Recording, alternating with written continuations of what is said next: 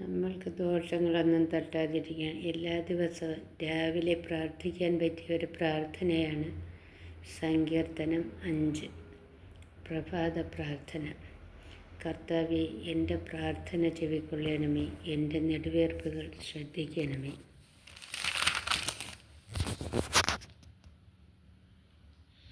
എൻ്റെ രാജാവേ, എൻ്റെ ദൈവമേ, എൻ്റെ നിലവിളിയുടെ സ്വരം ശ്രവിക്കണമേ. അങ്ങയോടാണല്ലോ ഞാൻ പ്രാർത്ഥിക്കുന്നത്. കർത്താവേ, പ്രഭാതത്തിൽ അങ്ങൻ്റെ പ്രാർത്ഥന കേൾക്കുന്നു. പ്രഭാത ബലി ഒരുക്കി ഞാൻ അങ്ങേക്കായി കാത്തിരിക്കുന്നു. അങ്ങ് ദുഷ്ടതയിൽ പ്രസാദിക്കുന്ന ദൈവമല്ല.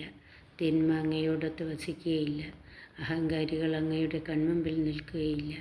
അധർമ്മികളെ അങ്ങ് വെറുക്കുന്നു. വ്യാജം പറയുന്നവരെ അങ്ങ് നശിപ്പിക്കുന്നു.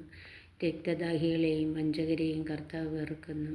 എന്നാൽ അവിടുത്തെ കാരുണ്യതിരേകത്താൽ ഞാൻ അങ്ങയുടെ ആലയത്തിൽ പ്രവേശിക്കും.